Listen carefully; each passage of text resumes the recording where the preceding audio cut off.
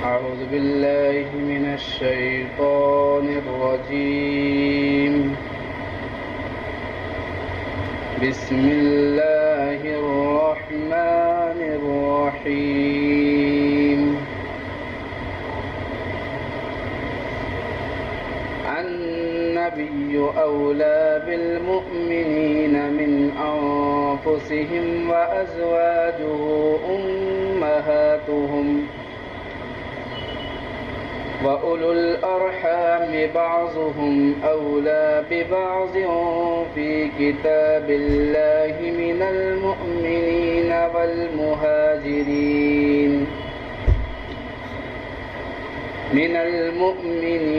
والمهاجرين إلا أن تفعلوا إلى أوليائكم معروفا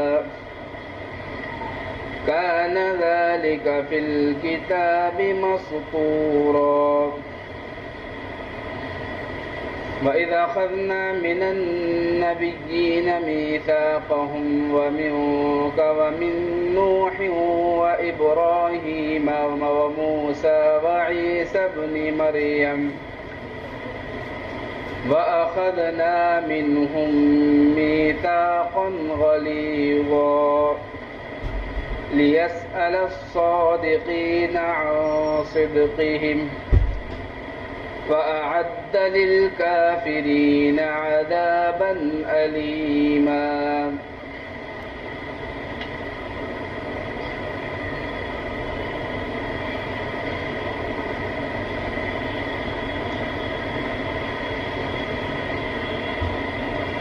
سورہ احزاب کا پہلا رکوع چل رہا ہے، اور اس سے قبل یہ باتیں آئی تھیں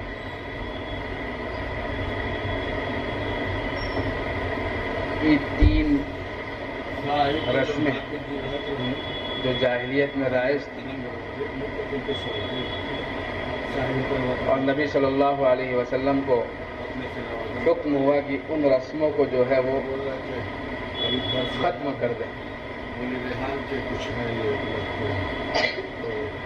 اور اس کی تفصیل گزشتہ تفسیر میں تفصیلاً جو ہے وہ عرض کی گئی تھی. اب یہاں سے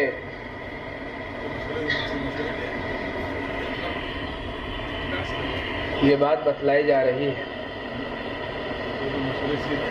النبی اولی بالمؤمنین من انفسهم وازواجہ امہاتہم، کہ نبی صلی اللہ علیہ وسلم مومنین کے ساتھ ان کی جانوں سے بھی زیادہ تعلق رکھتے ہیں.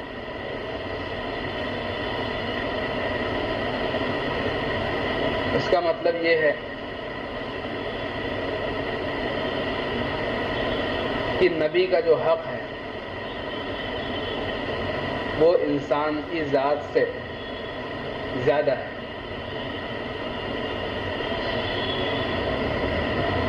کہ انسان جو ہے اگر اس کی نفس میں کوئی بات آتی ہے اور وہ بات نبی صلی اللہ علیہ وسلم کے حکم کے خلاف ہو تو اسے جو ہے وہ نبی صلی اللہ علیہ وسلم کی بات پر عمل کرنا ہے، کیونکہ آپ جو ہیں آپ کا حق مومنین کے لیے وہ ان کی جانوں سے، ان کی والدین سے، ان کی بیوی بچوں سے اور تمام انسانیت سے زیادہ ہے. ایک حدیث میں آتا ہے کہ نبی صلی اللہ علیہ وسلم نے ارشاد فرمایا ما من مؤمن الا وانا اولى الناس به في الدنيا والآخرة. آپ نے فرمایا کہ کوئی مومن ایسا نہیں ہے مگر دنیا اور آخرت میں میں اس سے سب سے زیادہ تعلق رکھنے والا ہوں، یعنی اس کے لیے سب سے زیادہ تعلق رکھنے والا میں ہوں. وہ اس لیے کہ انسان کا نفس جو ہے وہ خیر اور شر کا مجموعہ ہے، یعنی وہ برائی کی بھی تلقین کرتا ہے اور خیر اور بھلائی کی بھی تلقین کرتا ہے۔ اگر وہ برائی کی تلقین کر رہا ہے تو ظاہر سی بات ہے کہ نبی صلی اللہ علیہ وسلم کا حق زیادہ ہی ہوگا، لیکن بھلائی کی اگر وہ تلقین کر رہا ہے، اس کا نفس اس کو بھلائی کی طرف لے کر جا رہا ہے۔ لیکن اس میں ایک بات ہے کہ نفس جو ہے وہ پورے طریقے سے انسان کو جو ہے وہ بھلائی کی طرف رہنمائی نہیں کر سکتا۔ نفس کو شک بھی ہو سکتا ہے، مغالطہ بھی ہو سکتا ہے کہ وہ غلطی کر بیٹھے، اچھی چیز بری چیز کو کیا سمجھ بیٹھے، اچھا سمجھ بیٹھے اور وہ کام کر دے۔ لیکن نبی صلی اللہ علیہ وسلم کی ذات سے یہ بات ناممکن ہے کہ آپ کوئی ایسی بات انسانوں کو بتلائے جو ان کے لیے جو ان کے لیے نقصان پہنچانے والی ہو۔ آپ جو بھی بات بتلائیں گے وہ بات کیا ہے؟ وہ انسان کے لیے نفع رساں ہوگی، انسان کے لیے خیر ہوگی۔ اسی لیے مومنین کے ساتھ نبی کا تعلق سب سے زیادہ ہے۔ ایک حدیث پاک میں آیا ہے کہ نبی صلی اللہ علیہ وسلم نے ارشاد فرمایا، لا یؤمن احدکم حتی اکون احب الیہ من والدہ وولدہ والناس اجمعین، کہ تم میں سے کوئی اس وقت تک مومن نہیں ہو سکتا یہاں تک کہ میں اس کو محبوب ہو جاؤں، اس کی ذات سے زیادہ، اس کے والدین، اس کے والد اور اس کی اولاد اور تمام لوگوں سے زیادہ میں اس کو محبوب ہو جاؤں۔ یعنی نبی کی محبت جو ہے وہ سب سے اوپر رہنی چاہیے اللہ کی محبت کے بعد۔ یہاں انسانوں کی بات چل رہی ہے، ورنہ اللہ کا حق سب سے زیادہ ہے، کیونکہ اللہ تبارک و تعالی خالق و مالک ہے۔ لیکن اللہ کے بعد جس کی محبت ہے وہ نبی صلی اللہ علیہ وسلم کی محبت ہے۔ اسی لیے قرآن پاک میں ہم جگہ جگہ پر دیکھیں گے کہ اللہ تبارک و تعالی نے فرمایا، قل اطیعوا اللہ واطیعوا الرسول، اللہ کی اطاعت کرو اور رسول کی اطاعت کرو۔ جہاں پر اللہ کا نام ہے وہاں پر اللہ تبارک و تعالی نے نبی صلی اللہ علیہ وسلم کا بھی تذکرہ کیا، صرف اپنی اطاعت کا تذکرہ نہیں کیا بلکہ نبی کی اطاعت کا بھی تذکرہ کیا۔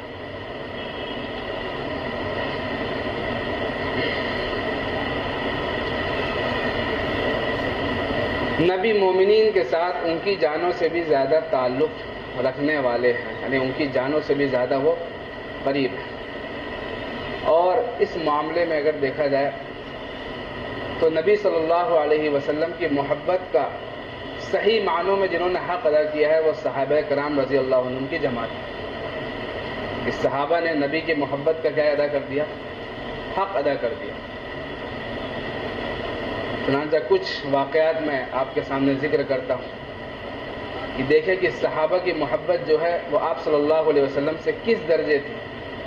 ایک صحابیہ کا واقعہ آتا ہے کہ وہ ایک مرتبہ غزوہ احد کے موقع پر یہ خبر پھیل گئی کہ نبی صلی اللہ علیہ وسلم جو ہے وہ شہید ہو گئے۔ تو آپ صلی اللہ علیہ وسلم کا شہید ہونا یہ پورا جو ہے مدینے میں کوہرام مچ گیا، اور لوگ جو ہے عورتیں اپنے گھروں سے نکل کر آ کر رونے لگی کہ اللہ کے رسول جو ہے وہ شہید ہو گئے۔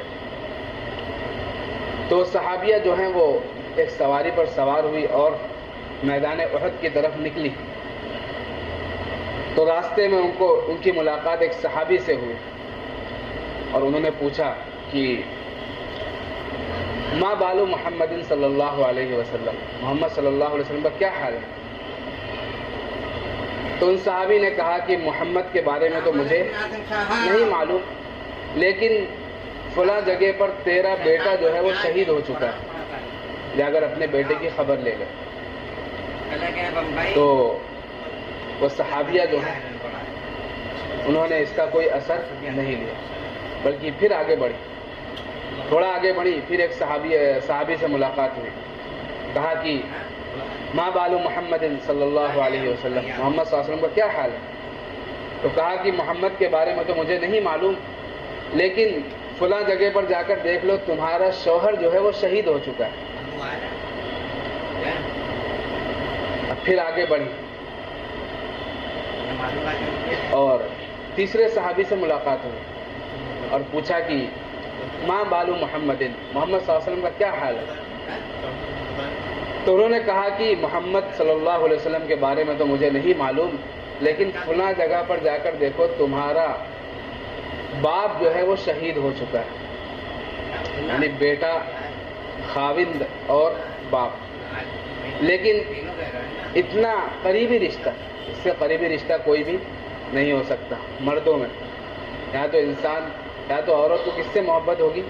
باپ سے ہوگی، یا اولاد سے ہوگی، یا تو خاوند سے ہوگی، شوہر سے ہوگی، تینوں قریبی رشتہ ہے۔ لیکن نبی صلی اللہ علیہ وسلم کی محبت پر تمام رشتوں کو کیا کر دیا؟ پیچھے کر دیا، اور یہ فکر نہ ہوئی کہ میرے باپ، میرے اولاد اور میرے شوہر جو ہے وہ شہید ہو چکے ہیں۔ چوتھے صحابی سے ملاقات ہوئی اور پوچھا کہ ماں بالو محمد صلی اللہ علیہ وسلم، کہ محمد صلی اللہ علیہ وسلم کا کیا حال ہے؟ تو ان صحابی نے کہا کہ محمد صلی اللہ علیہ وسلم جو ہے وہ زندہ ہیں اور فلاں جگہ پر جو ہے وہ موجود ہے۔ تو وہ صحابیہ اس جگہ پر پہنچی اور آپ صلی اللہ علیہ وسلم کی چادر کا کونا پکڑا اور کہا کہ اگر محمد صلی اللہ علیہ وسلم زندہ ہے تو اس کے بعد تمام مصیبتیں میرے لیے جو ہے وہ آسان ہیں۔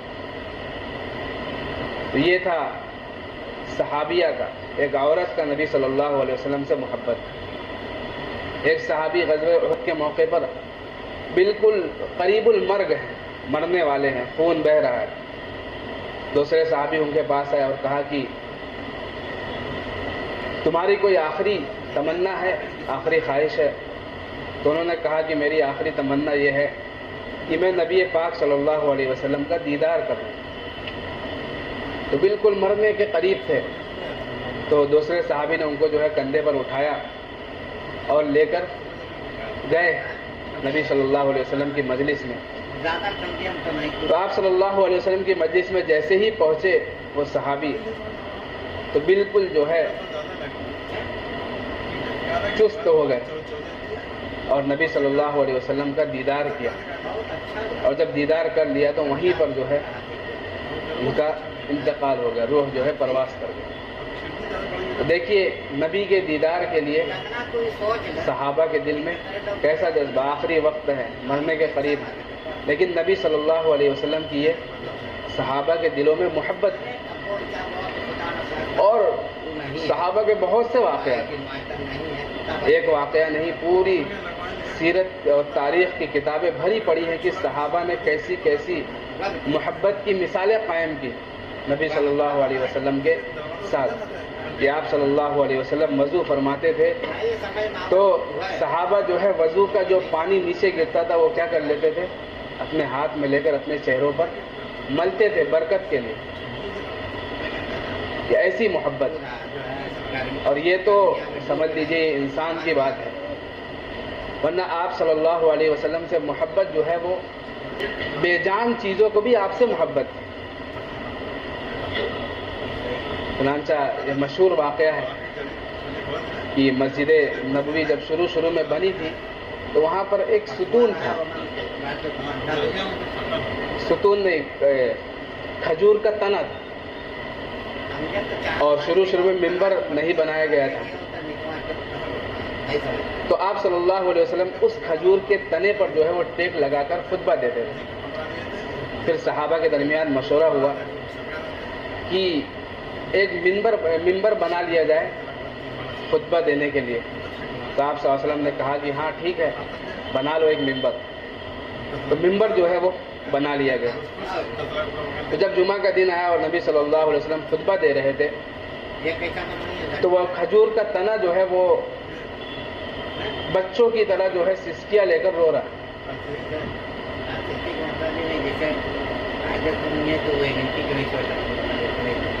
تو نبی صلی اللہ علیہ وسلم نے اس سے فرمایا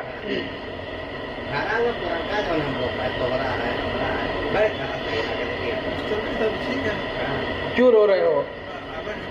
تو اس نے کہا کہ اے اللہ کے رسول، آپ سے جو ہے میری جو ہے جدائیگی ہو گئی، تو اس لیے جو ہے میں رو رہا ہوں۔ تو آپ صلی اللہ علیہ وسلم نے اس کھجور کے تنے کو لیا اور اپنے سے جو ہے ملا لیا، اور ملا کر آپ صلی اللہ علیہ وسلم نے کہا، اس کو دلاسا دیا کہ جو ہے وہ مجھ سے جدائیگی تو ہو گئی، لیکن اس کو دلاسا دیا۔ تو وہ کھجور کا تنا آپ سے جب آپ نے اس کو گلے لگایا تو وہ اس طرح چپ ہوا جیسے کوئی ماں جب کوئی بچہ روتا ہے تو ماں جو ہے جب بچے کو گود میں لیتی ہے اور اس کو دلاسا دیتی ہے تو بچہ جو ہے کیا ہے، سسکیاں لے کر چپ ہو جاتا ہے۔ تو کھجور کا تنا بھی ہے کہ آپ صلی اللہ علیہ وسلم سے گلے لگ کر سسکیاں لے کر چپ ہو گئے۔ تو یہ تھی نبی کی محبت صحابہ کے دلوں میں اور دوسری بے جان چیزوں کے دلوں میں، کہ نبی صلی اللہ علیہ وسلم نے ایسی محبت کیا کرتے تھے۔ اور یہی تعلق بتلایا گیا، النبی اولیٰ بالمؤمنین من انفسہم وازواجہ امہاتہم، کہ نبی جو ہے مومنین کے لیے ان کی جانوں سے بھی زیادہ تعلق رکھتے ہیں۔ اور یہ حدیث میں کہا گیا، ابھی میں نے حدیث بیان کی، لا یؤمن احدکم حتی اکون احب الیہ، کہ تم میں سے کوئی مومن نہیں ہو سکتا یہاں تک کہ میں اس کے نزدیک جو ہے اس کی جان سے، اس کی والد سے، اس کے لڑکے سے اور تمام لوگوں سے زیادہ محبوب ہو جاؤں۔ آج ہمیں جو ہے اپنی ذات کا جائزہ لینے کی ضرورت ہے کہ ہمارے دلوں میں نبی صلی اللہ علیہ وسلم کی کتنی محبت ہے۔ کیا ہم نبی صلی اللہ علیہ وسلم کا نام تو لیتے ہیں کہ ہمارے نبی ہیں، اور نبی صلی اللہ علیہ وسلم کا امت پر اتنا بڑا احسان ہے، لیکن ہمارے دلوں میں اس کی کتنی محبت ہے، ہم نبی صلی اللہ علیہ وسلم کا کتنا حق ادا کر رہے ہیں۔ آج دیکھ لیجئے مسلمانوں کا کیا حال ہے کہ نبی سے محبت کا دعویٰ تو بہت بڑا ہے، لیکن نبی والے اخلاق نہیں ہے مسلمانوں کے اندر، نہ نبی کی جو سنت ہے اس کی اتباع مسلمانوں کے اندر موجود ہے، نبی والی وضع قطع نہیں ہے۔ محبت کا دعویٰ ہے کہ اللہ ہمارا رب ہے، محمد صلی اللہ علیہ وسلم ہمارے رسول ہیں، لیکن چہرے پر جو ہے وہ نبی کی سنت سجی ہوئی نہیں۔ تو اسی سے سمجھ میں آتا ہے کہ ہم نبی صلی اللہ علیہ وسلم کے محبت کے دعوے میں جو ہے وہ جھوٹے ہیں، کیونکہ اگر سچی محبت ہو تو انسان جو ہے وہ اس طرح اپنے آپ کو بنائے گا کہ جس طرح ہمارے نبی تھے اسی طرح اپنے آپ کو بھی کیا کرے گا، بنانے کی کوشش کرے گا۔ ہمارے لباس نبیوں والے نہیں ہیں، ہمارے اخلاق نبیوں والے نہیں ہیں، ہمارے کردار نبیوں والے نہیں ہیں۔ تو ہر انسان کو جائزہ لینے کی ضرورت ہے، مجھے بھی جائزہ لینے کی ضرورت ہے، آپ کو بھی جائزہ لینے کی ضرورت ہے، اور اپنی زندگی کو اگر ہمارے اندر دعویٰ ہے اور ہمارا ایمان اس وقت تک کامل نہیں ہو سکتا، ہر شخص یہ سمجھ لے کہ ہمارا ایمان اس وقت تک کامل نہیں ہو سکتا جب تک کہ نبی صلی اللہ علیہ وسلم کی محبت ہمارے لیے جو ہے اپنی جان سے، اپنی اولاد سے، اپنے والدین سے اور ساری انسانیت سے زیادہ نہ ہو جائے۔ تو ایمان کامل کرنا ہے تو نبی کی اتباع، اور نبی سے محبت کا مطلب یہ ہے کہ ہماری زندگی میں نبی صلی اللہ علیہ وسلم کی کیا آ جائے، کامل اتباع آ جائے، نبی کی ایک ایک سنت پر عمل ہو جائے۔ نبی صلی اللہ علیہ وسلم کس طرح کھاتے تھے، نبی صلی اللہ علیہ وسلم کس طرح سوتے تھے، نبی صلی اللہ علیہ وسلم کس طرح والدین کے ساتھ سلوک کرتے تھے، آپ نے اس کے بارے میں کیا حکم دیا، نبی اپنی ازواج مطہرات کے ساتھ کس طرح رہتے تھے، نبی صلی اللہ علیہ وسلم نے نماز کس طرح پڑھی، آپ نے روزہ کس طرح رکھا، اور جتنا بھی پورا دین ہے اس پورے دین میں نبی صلی اللہ علیہ وسلم کی اتباع اگر آ جائے ہماری زندگی میں تو ہم اس دعوے میں سچے ہو سکتے ہیں کہ ہم نبی کے کیا ہیں، امتی ہیں، اور ہم نبی سے محبت رکھنے والے ہیں، ورنہ صرف جھوٹا دعویٰ جو ہے اس سے کام چلنے والا نہیں ہے، آخرت میں نجات کے لیے کافی نہیں ہے جھوٹا دعویٰ۔ نبی سے محبت کا دعویٰ ہے لیکن کوئی کام نبی والا ہے ہی نہیں، تمام کام جو ہے وہ نبی صلی اللہ علیہ وسلم کی زندگی کے خلاف ہو رہا ہے۔ تو اس میں جو ہے ہر شخص کو اپنی زندگی کا جائزہ لینے کی ضرورت ہے.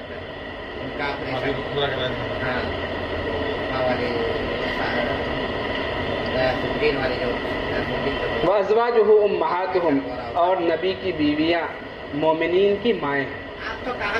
دیکھیے ازواج مطہرات، پاک بیویاں، ازواج کہتے ہیں بیویوں کو اور مطہرات کہتے ہیں پاک. تو پاک بیویاں یا ازواج مطہرات نبی صلی اللہ علیہ وسلم کی بیویوں کو کہا جاتا ہے ازواج مطہرات. اور بعض جگہوں پر کہا جائے گا امہات المؤمنین، یعنی مومنین کی مائیں. اور یہی آیت ہے جس سے پتہ چلتا ہے کہ ازواج مطہرات جو ہیں نبی صلی اللہ علیہ وسلم کی بیویاں وہ مومنین کی مائیں ہیں. اور ماؤں سے مراد یہ ہے کہ روحانی ماں. اور ماں ہونے کا مطلب یہ نہیں ہے کہ جس طرح سگی ماں ہوتی ہے، انسان سگی ماں سے جو اس کا تعلق ہوتا ہے کہ اس کے سامنے جو ہے وہ جا سکتا ہے، اس کو چھو سکتا ہے، اس سے باتیں کر سکتا ہے بغیر پردے کے.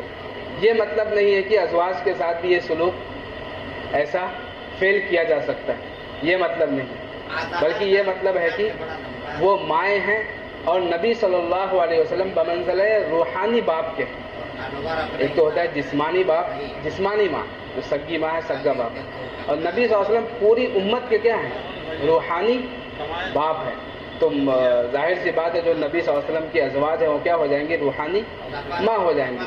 تو ان کی عزت، ان کا احترام جو ہے ہر مسلمان کے اوپر جو ہے وہ واجب ہو جاتا ہے کہ وہ ازواج مطہرات کا احترام کرے اور ان کے بارے میں کوئی بھی غلط بات جو ہے اپنے منہ سے نہ نکالے.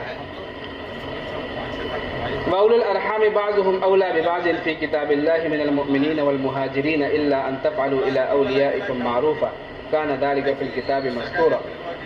اور دوسرے رشتہ دار ایک دوسرے سے اللہ کی کتاب میں زیادہ قربت رکھنے والے ہیں یا زیادہ قریب ہیں. اللہ کی کتاب میں سے مراد یہ ہے کہ حکم شرعی میں، یعنی شریعت کا جو حکم ہے اس میں اصل میں یہ آیت، اس کا مطلب یہ ہے کہ نبی صلی اللہ علیہ وسلم جب مدینہ منورہ شروع میں تشریف لائے تھے تو مہاجرین جو ہے اپنا وطن چھوڑ کر آئے تھے، یعنی مکہ سے جو لوگ ہجرت کر کے آئے تھے ان کو مہاجرین کہا جاتا ہے. وہ اپنا وطن چھوڑ کر آئے تھے تو ان کے پاس مال وغیرہ کچھ بھی نہیں تھا. اور جو مدینہ میں لوگ موجود تھے وہ انصار تھے. تو آپ صلی اللہ علیہ وسلم نے مہاجرین و انصار کے درمیان مواخات کا رشتہ قائم کر دیا. مواخات کا مطلب یہ ہوتا ہے کہ یہ ایک دوسرے کے بھائی، اور اتنا قریبی رشتہ آپ نے قائم کر دیا کہ اگر انصار مر جاتا، کوئی انصاری صحابی مر جاتا تو مہاجر صحابی جو ہے وہ اس کا کیا ہوتا تھا؟ وارث ہوتا تھا. جس طرح باپ مر جائے تو بیٹا کیا ہوتا ہے؟ باپ کا وارث ہوتا ہے. بیٹا مر جائے تو باپ وارث ہوتا ہے. تو وراثت بھی ان کے درمیان قائم کر دی. لیکن یہ حکم جو ہے شروع میں تھا. تب مہاجرین بالکل کیا تھے؟ غریب تھے. ان کے پاس نہ گھر تھا، رہنے کے لیے گھر تھا، نہ بیوی بچوں کو بھی چھوڑ کر آ گئے تھے اکثر لوگ. تو اس لیے مواخات کا رشتہ قائم کیا. لیکن جب فتوحات ہو گئی اور مسلمانوں کے پاس بہت سا مال آ گیا تو اس رشتے کو جو ہے مواخات تو قائم ہے. مواخات کا مطلب یہ ہے کہ المؤمنون انما المؤمنون اخوہ، تمام مومنین کیا ہیں؟ بھائی ہیں. لیکن اب مہاجرین جو ہے وہ انصار کے وارث نہیں ہوں گے. اب وارث وہی ہوگا جو قریبی رشتہ دار. اسی چیز کو اس آیت نے بیان کیا کہ قریبی رشتہ دار ان کا بعض کے لیے زیادہ اولا ہے اللہ کی کتاب میں دوسرے مومنین اور مہاجرین کی بنسبت. یعنی مہاجرین کی بنسبت جو ہے قریبی رشتہ دار جو ہے وہ زیادہ تعلق رکھتے ہیں، ان کا حق زیادہ ہے. الا ان تفعلوا الى اولیائکم معروفا، مگر یہ کہ تم اپنے دوستوں کے ساتھ کوئی بھلائی کرو. یعنی شریعت نے بالکل یہ تعلق ختم نہیں کر دیا، بلکہ اگر کوئی شخص اپنے کسی مسلمان بھائی کو جو ہے وہ کچھ مال دینا چاہتا ہے تو وہ دے سکتا ہے. یعنی مواخات کا رشتہ جب ختم ہو گیا تو اب یہ سمجھے کہ اب کوئی کسی کو کچھ دے نہیں سکتا. کسی چیز کا جو ہے پہلے وراثت جاری تھی، اب وراثت نہیں جاری ہوگی تو وہ کچھ مال دینا چاہے تو زندگی میں دے سکتا ہے، اور موت کے بعد جو ہے وہ تہائی مال میں وصیت بھی کر سکتا ہے. یہی شریعت کا حکم ہے. مان لیجئے تہائی مال کا مطلب یہ ہے کہ اگر کوئی شخص 3,000 روپیہ چھوڑ کر گیا بطور مثال, تو اس کا تیسرا حصہ جو نکلتا ہے وہ 1,000 نکلتا ہے. تو 1,000 میں جو ہے وہ وصیت جو ہے نافذ کی جا سکتی ہے. یعنی اگر 1,000 کا اس نے کسی اپنے دوست کے لیے, اپنے قریبی رشتے دار کے لیے جو وارث نہیں, یا کسی اور کے لیے اگر اس نے وصیت کر دی کہ بھائی میرے مال میں سے جو 3,000 میں چھوڑ کر جا رہا ہوں اس میں سے 1,000 ان کو دے دینا, تو اس کی وصیت جو ہے شریعت کی نگاہ میں کیا ہوگی, نافذ ہوگی, اور 1,000 کا وہ مستحق ہوگا. لیکن اگر تہائی سے زیادہ کوئی وصیت کرتا ہے تو یہ وصیت جو ہے شریعت میں نافذ نہیں ہوگی, بلکہ 2/3 جو ہے وہ ورثہ کا حق ہے. یعنی 3,000 بطور مثال ہے تو اس میں 2,000 جو ہے ورثہ کا حق ہے, اور 1,000 میں وصیت جو ہے وہ نافذ ہو جائے گی. تو وہی کہا گیا الا ان تفعلوا الى اولیاءکم معروفا, مگر یہ کہ تم اپنے اولیاء کے ساتھ کوئی نیک کام کرو, کوئی بھلائی کرو. یعنی اگر تم چاہتے ہو کہ ان کے لیے کچھ مال وغیرہ چھوڑ کر جاؤ تو وصیت کر دو. کان ذلک فی الکتاب مستورا, یہ باتیں کتاب میں لکھی ہوئی ہے. کتاب سے مراد یہاں پر لوح محفوظ, یعنی لوح محفوظ میں اللہ تبارک و تعالی نے ان باتوں کو لکھ دیا ہے. وَإِذْ أَخَذْنَا مِنَ النَّبِيِّينَ مِيثَاقَهُمْ وَمِنْكَ وَمِنْ نُوحٍ وَإِبْرَاهِيمَ وَمُوسَىٰ وَعِيسَىٰ ابْنِ مَرْيَمَ وَأَخَذْنَا مِنْهُمْ مِيثَاقًا غَلِيظًا, اور جب ہم نے نبیوں سے عہد لیا, اور آپ سے اور نوح سے اور ابراہیم سے اور موسیٰ سے اور عیسیٰ ابن مریم سے, اور نبیوں سے جو عہد, ایک تو عہد جو لیا گیا ساری انسانیت سے لیا گیا, اس کو ہم کہتے ہیں عہد الست. اللہ تبارک و تعالیٰ نے عالم ارواح میں تمام روحوں کو جمع کیا, اور اللہ تعالیٰ نے پوچھا الست بربکم, کیا میں تمہارا رب نہیں ہوں؟ تو تمام روحوں نے اس وقت جواب دیا تھا قالوا بلا, کیوں نہیں, آپ ہی ہمارے رب ہیں. لیکن دنیا میں آنے کے بعد کچھ روحوں نے کیا کی, وفا کی, اور کچھ نے کیا کر دی, بے وفائی کر دی. تو ایک تو عہد الست ہے, اور ایک عہد نبیین ہے, یعنی نبیوں کا عہد. اور نبیوں کا عہد یہ تھا کہ ان کے اوپر جو فرائض, جو واجبات اللہ کی طرف سے ڈالے گئے تھے اس کو جو ہے وہ اس کو پہنچائے کہاں تک, اپنی امت تک اس کو پہنچائیں. اور نبیوں نے ایک کام کیا کیا ہے, جیسا حق تھا ویسا ہی ادا کر کے, تمام انبیاء علیہم الصلاۃ والسلام حق ادا کر کے گئے ہیں. اسی لیے حجۃ الوداع کے موقع پر نبی پاک صلی اللہ علیہ وسلم نے صحابہ کے مجمع سے خطاب فرمایا اور کہا کہ کیا تم اس بات کی گواہی دیتے ہو, یعنی اب تو میرا آخری وقت قریب آ چکا ہے اور میں اس دنیا سے پردہ فرمانے والا ہوں, تو کیا میں نے جو ذمہ داری مجھ پر اللہ کی طرف سے ڈالی گئی تھی کیا میں نے وہ پہنچا دی ہے؟ تو صحابہ رضی اللہ عنہم نے کہا تھا کہ ہم گواہی دیتے ہیں کہ قد ادیت الامانہ, آپ نے امانت کو کیا کر دیا, ادا کر دیا. وبلغت الرسالہ, آپ نے رسالت کو پہنچا دیا ہے. ونصحت الامہ, اور آپ نے جو ہے وہ امت کی خیر خواہی کی. تو صحابہ نے دنیا ہی میں اس بات کا اقرار کر لیا ہے کہ آپ نے اپنی ذمہ داری جو اللہ کی طرف سے دی گئی تھی وہ پوری کر دی ہے. اور قیامت کے دن بھی تمام نبیوں سے ان کی ذمہ داریوں کے متعلق اللہ تبارک و تعالیٰ پوچھیں گے کہ ہم نے تم کو ذمہ داری دی تھی, تم نے اپنی امتوں تک پہنچائی. یہ اس لیے پوچھیں گے تاکہ جن لوگوں نے نہیں مانا, جو کافر ہیں, مشرک ہیں, ان پر جو ہے اللہ تبارک و تعالیٰ کی حجت جو ہے وہ تمام ہو جائے. ان لوگوں نے نہیں مانا, اب کس کے مستحق ہے؟ ہر نبی نے یہی دعوت دی, قولوا لا الہ الا اللہ تفلحوا, یہ بات کہو کہ اللہ کے علاوہ کوئی معبود نہیں, تم کیا ہو جاؤ گے, کامیاب ہو جاؤ گے. جب نہیں مانو گے تو کیا ہوں گے, ناکام و نامراد ہوں گے. اور جب ہم نے نبیوں سے عہد لیا اور آپ سے, دیکھیے نبیوں میں تو نبی صلی اللہ علیہ وسلم اور یہ جن 5 پیغمبر کا ذکر آیا اس میں تو یہ حضرات آ گئے تھے, لیکن ان کا خاص طور پر ذکر کیا. نبی تو روایت میں آتا ہے کہ 1,24,000, اور بعض روایت میں ہے 2,24,000 انبیاء علیہ الصلاۃ والسلام کو اللہ تبارک و تعالیٰ نے اس دنیا میں بھیجا ہے. لیکن یہ روایت جو ہے اتنی قوی نہیں ہے, یعنی ضعیف درجے کی روایت ہے. اس لیے اس طرح کہنا چاہیے کہ اللہ تبارک و تعالیٰ نے کم و بیش 1,24,000 انبیاء کو بھیجا, یعنی کم بھی ہو سکتے ہیں اور کیا ہو سکتے ہیں, زیادہ بھی ہو سکتے ہیں. تو اس طرح لفظ استعمال کر اللہ نے کم و بیش 1,24,000 انبیاء کو بھیجا. اور اس میں سے 5 رسول ہیں جن کو اولو العزم کہا گیا، اولو العزم من الرسل۔ پہلے تو نبی پاک صلی اللہ علیہ وسلم ہے، اور اس کے بعد حضرت ابراہیم علیہ السلام ہے، پھر نوح علیہ السلام ہے، اور پھر حضرت موسیٰ علیہ السلام ہے، اور حضرت عیسیٰ علیہ السلام۔ یہ 5 جو ہیں نبی صلی اللہ علیہ وسلم کو ملا کر ان کو اولو العزم، یعنی نبیوں میں اور رسولوں میں سب سے اونچے مقام والے یہ 5 رسول ہیں۔ اور ان چاروں میں بھی سب سے اونچے مقام والے کون ہیں؟ نبی پاک صلی اللہ علیہ وسلم ہے۔ اور آپ کا ذکر سب سے پہلے کیا ومن کا، اور اس کے بعد نوح، ابراہیم، موسیٰ اور عیسیٰ کو لائے۔ تو اس لیے آپ کا ذکر پہلے آیا، کیونکہ نبی صلی اللہ علیہ وسلم نے ارشاد فرمایا کہ میں جو ہے نبی اور تخلیق کے اعتبار سے سب سے پہلا، یعنی پیدائش میری سب سے پہلے ہوئی ہے، اور بعثت کے اعتبار سے سب سے آخر میں آیا ہوں، یعنی خاتم النبیین آپ صلی اللہ علیہ وسلم ہیں کہ سب سے آخر میں آئے، لیکن تخلیق آپ صلی اللہ علیہ وسلم کی کیا ہوئی؟ پہلے ہی ہو چکی تھی۔ ایک روایت میں آیا ہے کہ میں پیدا ہو چکا تھا اور آدم کہاں تھے؟ بین الروح والجسد، روح اور جسم کے درمیان تھے، اور میری کیا ہو چکی تھی؟ تخلیق ہو چکی تھی۔ تو تخلیق میں سب سے پہلے نبی پاک صلی اللہ علیہ وسلم ہے، اور اس کے بعد جو ہے تمام انبیاء، لیکن بعثت کے اعتبار سے آپ سب سے آخر میں آئے۔ وَأَخَذْنَا مِنْهُمْ مِيثَاقًا غَلِيظًا، اور ہم نے ان سے پختہ عہد لیا، یعنی تمام نبیوں سے پختہ عہد لیا۔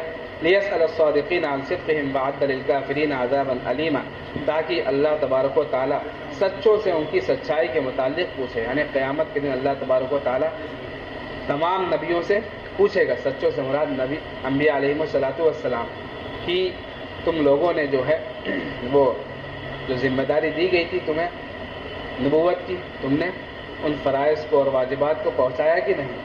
تو انبیاء علیہ الصلاۃ والسلام گواہی دیں گے کہ ہم نے کیا کر دیا تھا؟ پہنچا دیا تھا۔ اور جن لوگوں نے مانا وہ بھی کیا دیں گے؟ گواہی دیں گے۔ اور جنہوں نے نہیں مانا ان پر اللہ کی حجت کیا ہو جائے گی؟ تمام ہو جائے گی۔ وَعَدَّ لِلْكَافِرِينَ عَذَابًا أَلِيمًا، اور اللہ نے کافروں کے لیے دردناک عذاب تیار کر رکھا ہے، یعنی جن لوگوں نے نہیں مانا اللہ نے ان کے لیے دردناک عذاب تیار کیا ہے۔ اس عذاب کی تفصیل قرآن پاک میں بکثرت آئی ہے، جہاں پر کافروں کے لیے، مجرموں کے لیے، مشرکین کے لیے جہاں پر عذاب وغیرہ کا تذکرہ آیا ہوا ہے۔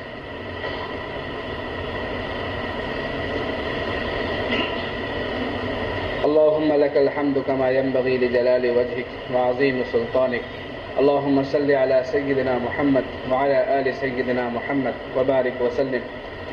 ربنا ظلمنا أنفسنا وإن لم تغفر لنا وترحمنا لنكونن من الخاسرين، ربنا آتنا في الدنيا حسنة وفي الآخرة حسنة وقنا عذاب النار، لا إله إلا أنت سبحانك إنا كنا من الظالمين۔